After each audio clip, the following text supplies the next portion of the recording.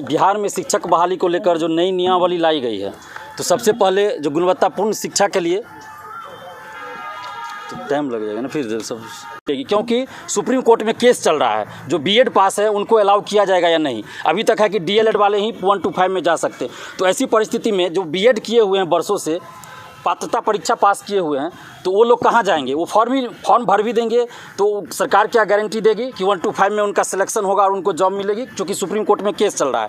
तो 6 to 8 का जितना भी सीट खाली है, सरकार से हम ये मांग कर रहे हैं कि सबसे पहले आप 6 to 8 की जितनी रिक्तियाँ हैं उन सब पे वैकेंसी निकालिए, क्योंकि सबसे ज़्यादा अभ्यर्थी इसी में है। इसके बाद 2011 के बाद STET परीक्षा आर्ट्स विषय के लिए नहीं हुआ है। जो 2019 का चल रहा था वो साइंस के कुछ सब्जेक्ट के लिए हुआ, अभी कॉमर्स के लिए हुआ, लेकिन आर्ट्स विषय के लिए हुआ ही नहीं है। और सबसे ज़्यादा अभ्यर्थी आर्ट्स विषय के लिए।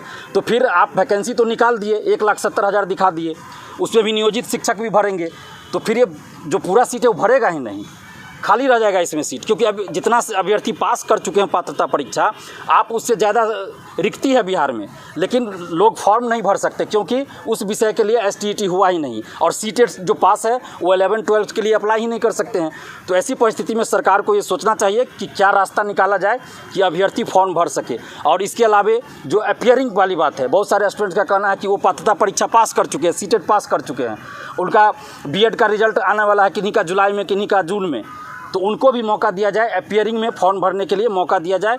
ये हम लोग की मांग है और इसीलिए हम आज प्रेस कॉन्फ्रेंस बुलाए हैं। तो सरकार से हम यही मांग कर रहे हैं कि आप इस पे ध्यान दीजिए और ज़्यादा से ज़्यादा अभ्यर्थियों को मौका मिले शिक्षक बहाली में। चूँकि हर साल तो शिक्षक बहाली आती नहीं है, तो इसलिए आप ऐसा रास्ता निकालिए कि ज़्यादा से ज़्यादा शिक्षक अभ्यर्थी फॉर्म भर सके और गुणवत्तापूर्ण शिक्षा के लिए अग्रसर हो सके, शिक्षा विभाग भी अग्रसर हो सके, बिहार सरकार अग्रसर हो सके और शिक्षक भी हो सके। और एक और पॉइंट है कि नियोजित शिक्षक जो 4 लाख है लगभग, और जो नए अभ्यर्थी शिक्षक अभ्यर्थी, दोनों को आप एक साथ परीक्षा ले रहे हैं, जो कि कहीं से उचित नहीं है। आपको दोनों का अलग अलग परीक्षा लेना चाहिए। अगर नियोजित शिक्षक को आपको लेना है परीक्षा, राज्यकर्मी का दर्जा देने के लिए आप कह रहे हैं, हम तो मांग कर रहे हैं कि आप बिना शर्त नियोजित शिक्षक को राज्यकर्मी का दर्जा दीजिए, क्योंकि उनकी भी नियुक्ति नीतीश कुमार जी के मुख्यमंत्री काल में ही हुआ है, किसी और के काल में नहीं हुआ है। तो आप उनको बिना शर्त राज्यकर्मी का दर्जा दीजिए और उसके बाद आप डिपार्टमेंटल परीक्षा लीजिए, या BPSC से ही लेना है तो उनका अलग से परीक्षा लीजिए नियोजित शिक्षक का।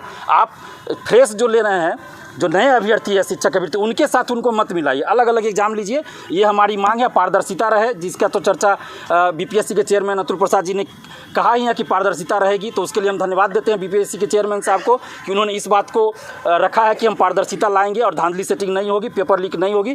तो इसके लिए हम धन्यवाद देते हैं अतुल प्रसाद जी को। साथ ही नीतीश कुमार जी से ये मांग कर रहे हैं, तेजस्वी यादव जी से मांग कर रहे हैं, जब आप बिहार में 10 लाख 20 लाख नौकरी की बात कर रहे हैं, तो आप इस तरह की वैकेंसी निकाल रहे हैं जिसमें कि अभ्यर्थी फॉर्म ही नहीं भर पाएंगे, तो आधा से ज़्यादा सीट तो खाली रह जाएगा, तो फिर नौकरी किन को मिलेगी? तो इसलिए आप इस पर ध्यान दीजिए। 6 to 8 का आप जितना भी रिक्ति है उस पर वैकेंसी निकालिए, नियोजित शिक्षक के लिए अलग और फ्रेश जो अभ्यर्थी हैं शिक्षक अभ्यर्थी उनके लिए अलग एग्जाम लीजिए।